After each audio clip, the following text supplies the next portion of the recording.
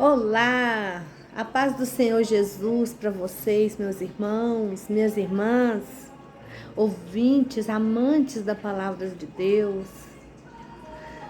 Hoje é 3 de outubro de 2024. Agora são exatamente 11 horas e 10 minutos que eu vou começar a gravar essa leitura da palavra de Deus. Amém? E primeiramente nós vamos orar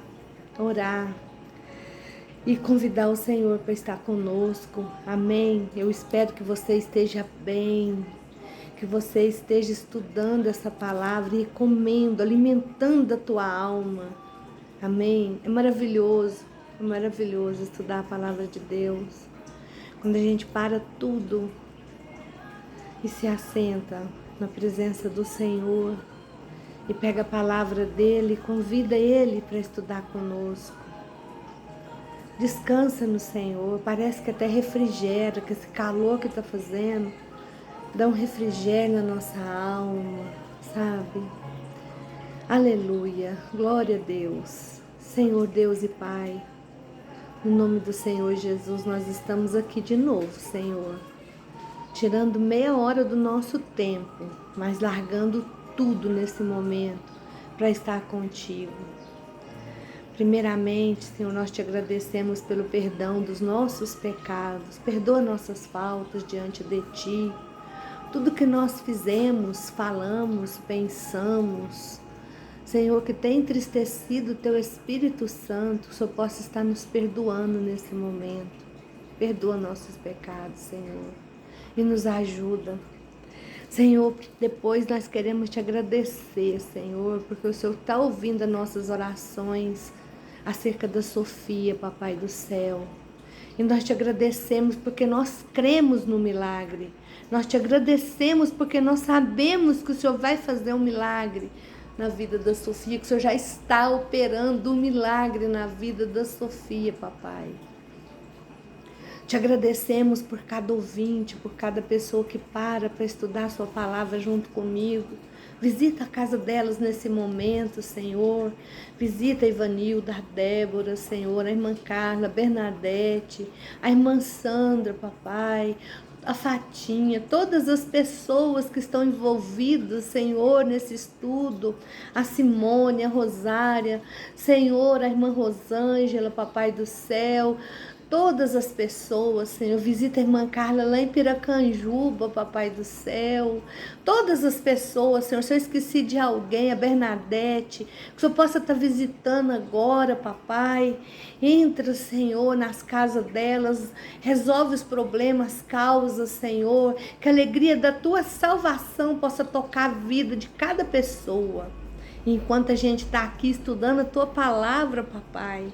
Guarda as pessoas que nós amamos, guarda a vida dos nossos filhos, dos nossos maridos, dos filhos dos nossos filhos, Senhor, da nossa herança, Papai, em nome de Jesus. Nós te entregamos os doentes nos hospitais, os orfanatos, as comunidades terapêuticas, as pessoas que estão morando na rua, que o Senhor possa socorrer elas nesse momento, Pai, em nome de Jesus, Senhor. Em nome de Jesus, toma as nossas vidas, nossa dispensa, nosso salário, tudo que o Senhor deu para nós, Senhor, nós te devolvemos agora, para o Senhor cuidar, Papai. E eu te convido, Pai, Filho, Espírito Santo, senta aqui comigo agora, com cada pessoa que está estudando a Tua palavra. Visita os nossos corações, revela os Teus mistérios, derrama a Tua unção, o Teu poder, Papai. É o que nós oramos e te pedimos no nome do Senhor Jesus. Amém e amém. Glória a Deus. Então, gente, ontem nós estudamos até o versículo 17, lembra? Do capítulo 7 de Atos. Hoje nós vamos começar no 18. Pega a sua Bíblia, senta aí, para tudo. Para fazer. Eu tô lendo na Nova Bíblia Viva, tá? E então nós estamos estudando na de concordância, amém? Então vamos começar agora, em nome de Jesus. Então foi coroado um rei que nada sabia a respeito de José. Isso é Estevão que está falando, está contando dos patriarcas, né? Então ele está falando de José, quando José chegou lá no Egito, né? E isso aqui, ó, já tinha feito muitas coisas, então vamos continuar. Esse rei conspirou contra o povo, forçando os pais a abandonarem seus filhos recém-nascidos para que não sobrevivessem. Por aquela época nasceu Moisés, uma criança bonita aos olhos de Deus, e ele foi escondido em casa por 3 meses. E quando finalmente seus pais não podiam mais conservar escondido o menino, o abandonaram. E a filha do faraó encontrou Moisés e adotou o neném como seu próprio filho. Moisés foi educado com toda a sabedoria dos egípcios e tornou-se poderoso em palavras e ações. Um dia, quando ele estava com 40 anos, veio-lhe a ideia de visitar seus irmãos israelitas. Nessa visita, viu um egípcio maltratando um homem de Israel. Então Moisés defendeu o israelita e o vingou, matando o egípcio. Moisés esperava que seus irmãos entendessem que ele tinha sido mandado por Deus para socorrer a todos eles. Porém, eles não entenderam. No outro dia, viu 2 homens de Israel brigando, tentou agir como um pacificador. Senhores, disse ele, vocês são irmãos e não deviam estar brigando assim. Isso está errado. Porém, o homem que era culpado pela briga recusou a ajuda de Moisés. Quem o nomeou autoridade e juiz sobre nós? Perguntou ele. Você vai me matar como matou aquele egípcio ontem?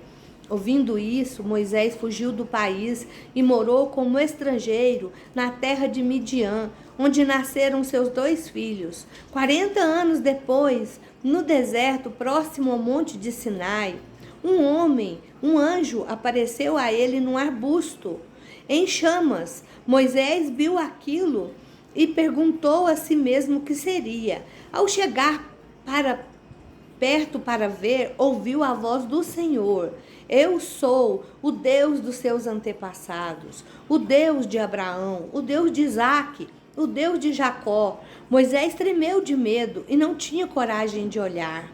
Depois o Senhor disse: tire as sandálias, porque você está pisando em terra sagrada. Eu tenho visto a aflição do meu povo no Egito, ouvi os seus clamores, desci para libertar Israel. Venha, que eu vou enviar você ao Egito.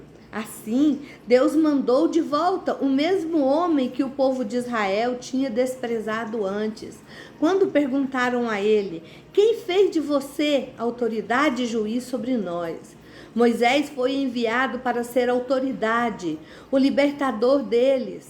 Depois que o anjo lhe apareceu no arbusto, o anjo do Senhor, porque por meio de muitos sinais e maravilhas, ele nos conduziu para fora do Egito, através do Mar Vermelho e pelo deserto durante 40 anos. O próprio Moisés disse ao povo de Israel: Deus levantará entre os irmãos de vocês um profeta semelhante a mim, pois no deserto Moisés foi o mediador entre o povo de Israel e o anjo que deu a eles a lei do Senhor, a palavra viva no Monte Sinai para transmiti-los a nós. Mas os nossos antepassados recusaram-se a obedecer a ele, desprezaram Moisés e quiseram voltar ao Egito. Disseram a Arão: façam ídolos para nós, para que tenhamos deuses que nos levem adiante, porque não sabemos o que aconteceu com Moisés, que nos tirou do Egito. Assim, eles fizeram um bezerro como ídolo e ofereceram um sacrifício a ele. E celebraram aquelas coisas que tinham feito. Então, Deus lhes deu as costas e abandonou a todos eles, deixando que servissem o sol, a lua e as estrelas como deuses deles, conforme foi escrito no livro dos profetas. Foi a mim que vocês ofereceram sacrifício naqueles 40 anos no deserto, ó povo de Israel. Não, o interesse verdadeiro de vocês estava nos seus deuses pagãos, em Moloque na estrela, no seu Deus Refã e em todas as imagens que vocês fizeram para adorar. Portanto, eu enviarei vocês para o exílio, para além da Babilônia. Os nossos antepassados levavam com eles o tabernáculo da aliança através do deserto. O tabernáculo foi fabricado exatamente de acordo com o plano que Deus tinha mostrado a Moisés. Anos depois, quando Josué conduziu as batalhas contra as nações estrangeiras, esse tabernáculo foi levado com eles para o seu novo território e usado até o tempo do rei Davi, que Deus abençoou grandemente a Davi, que pediu que lhes permitisse construir uma habitação permanente para Deus de Jacó.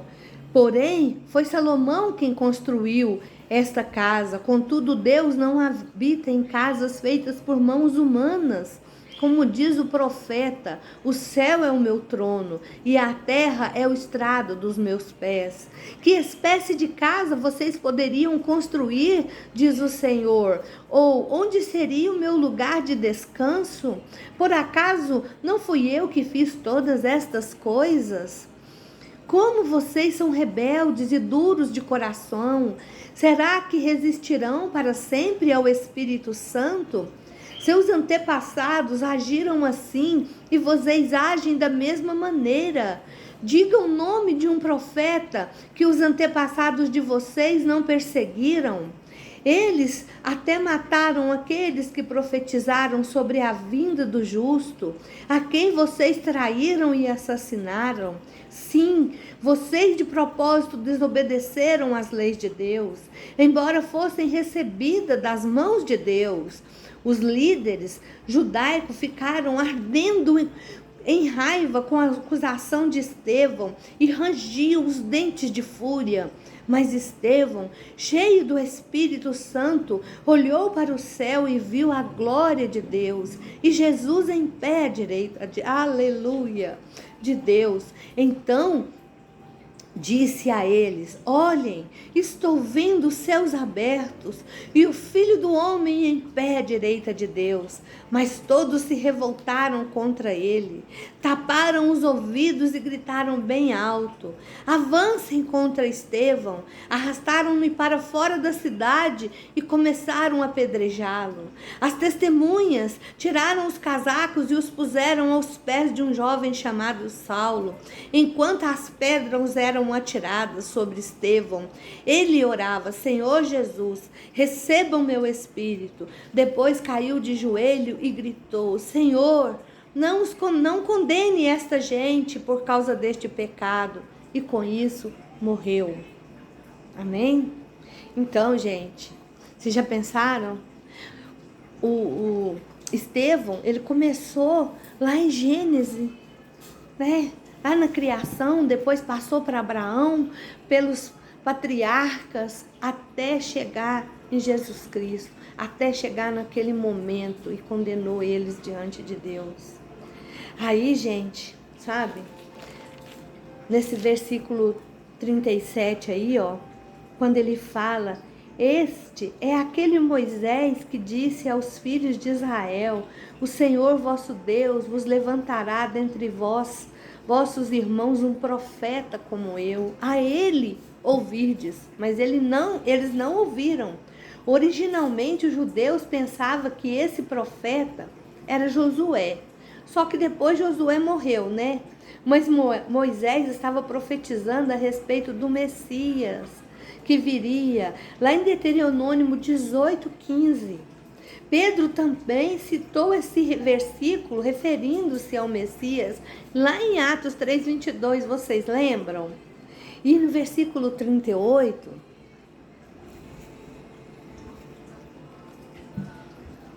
Estevão usou a palavra eclésia, traduzida como congregação. Vamos ler esse versículo 38 aqui de novo. Este é o que esteve entre a congregação no deserto, com o anjo que lhe falava no monte Sinai, e com os pais, o qual recebeu as palavras de vida para nos dar. Ele estava falando de Moisés, estava lá falando de Moisés, né? Para descrever a congregação ou o povo de Deus no deserto.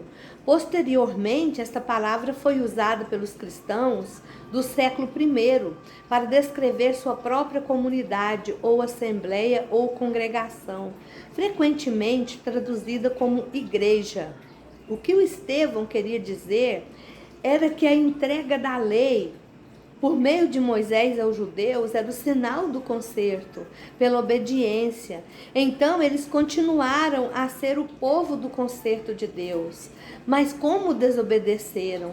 Lá em Atos, nesse versículo 39, vai falar sobre isso, né? Romperam o conserto e o seu direito de ser escolhido. Com base lá em Gálatas 3,19, Hebreus 2,2, que nós vamos estudar, se Deus quiser, em nome de Jesus, parece que Deus dera a lei a Moisés por intermédio de anjos, sabe? Mas lá em Êxodo 31,18 diz que Deus escreveu pessoalmente os 10 mandamentos, né? E escrita pelo dedo de Deus. Então, aparentemente, Deus usou mensageiros angelicais como mediador para entregar a sua lei a Moisés. E aí no versículo 43, quando está escrito assim, antes tomastes o tabernáculo de Moloque, a estrela, os vossos deuses, essas coisas todas, né? E aqui Estevão apresentou mais detalhes da idolatria mencionada no versículo 40, sabe? Nesse versículo 40 aí, ó. Estes eram ídolos adorados por Israel durante as peregrinações pelo deserto. Misericórdia, vocês já pensaram? Deus levando eles e mesmo assim, né?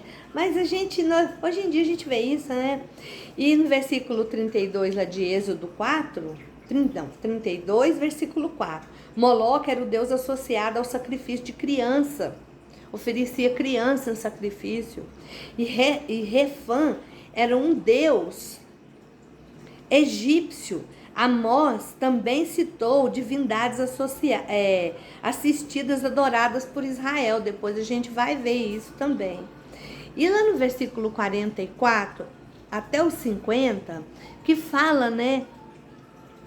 Os nossos pais recebendo também, levaram Josué, quando entraram de posse das nações, Estevão foi acusado de falar contra o templo.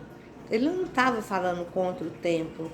Embora reconhecesse a importância do templo, Estevão reconhecia que ele não era mais importante do que Deus, do que Jesus Cristo. Mas eles não estavam entendendo.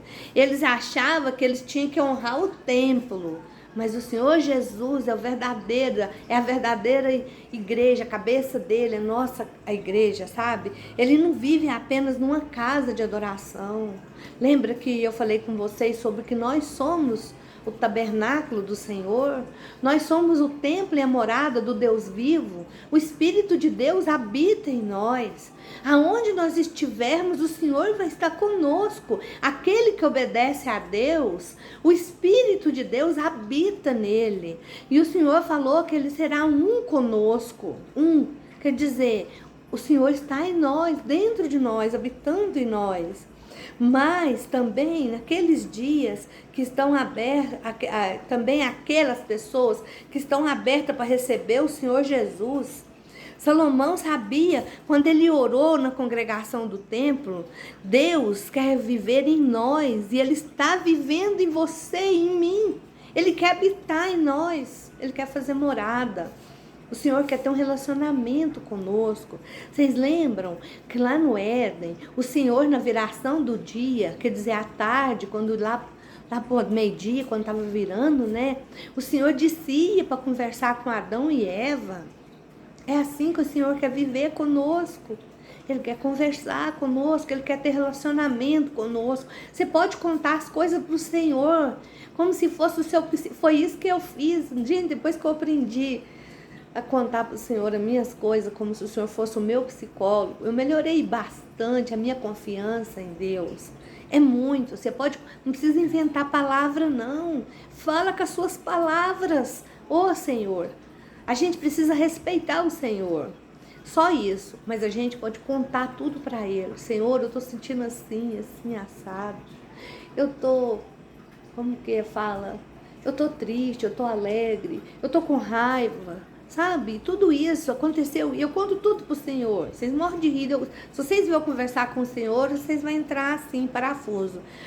É o Senhor que quer relacionar conosco. E aí no versículo 52, quando o Estevão fala assim, a qual dos profetas, a qual deles vocês não perseguiram, né? Na verdade, muitos profetas foram perseguidos, mortos. Lembra de Jeremias, que jogaram ele até dentro do poço? E ele foi chamado profeta chorão, porque quanto mais ele profetizava para eles, mais eles não acreditavam. E ele já estava ficando triste, ele chorava, sabe? Então tem até as lamentações que Jeremias escreveu, né? Então foram perseguir Urias, Jeremias, Isaías. Diz a tradição que Isaías foi morto pelo reino de Manassés. O rei Manassés matou Isaías. Lá em 2 Reis 21:16.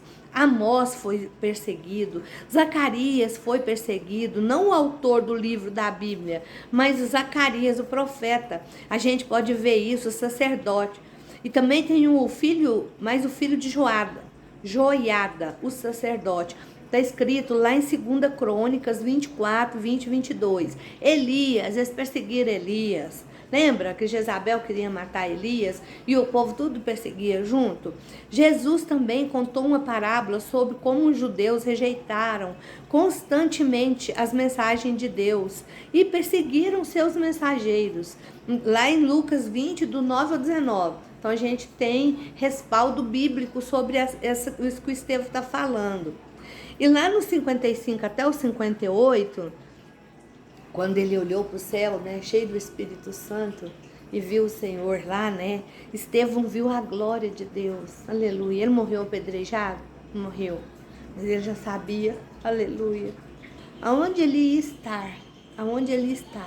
Ele viu a glória de Deus, ele viu Jesus, o Messias, a direita de Deus. As palavras de Estevão são similares a de Jesus. Ele pronunciou diante do Supremo Conselho. A visão de Estevão confirmou a declaração de Jesus e enfureceu os líderes religiosos que haviam condenado Jesus à morte, à blasfêmia. Gente, eles não criam. Eles ficavam com raiva da pessoa, mas não acreditavam o que estava acontecendo. O inimigo, não sei se foi o inimigo que tampou a mente deles ou se eles não eram predestinados, sabe? Eles não toleraram as palavras de Estevão e por isso arrastaram ele para fora e o mataram apedrejado. E sabe, as pessoas podem até nos matar por causa da nossa fé, sabe, do nosso testemunho a respeito de Cristo. Mas podem nos dar a entender que não querem ouvir a verdade e tentar nos silenciar. Continue honrando a Deus. Não desiste do Senhor, não. Sabe, Deus nas nossas condutas, nas nossas palavras, nas nossas atitudes, sabe? Aquele que é santo, santifique mais ainda. Lá em Apocalipse, o Senhor Jesus falou para João: aquele que for santo, santifique mais ainda. Aquele que for puro, purifique-se mais.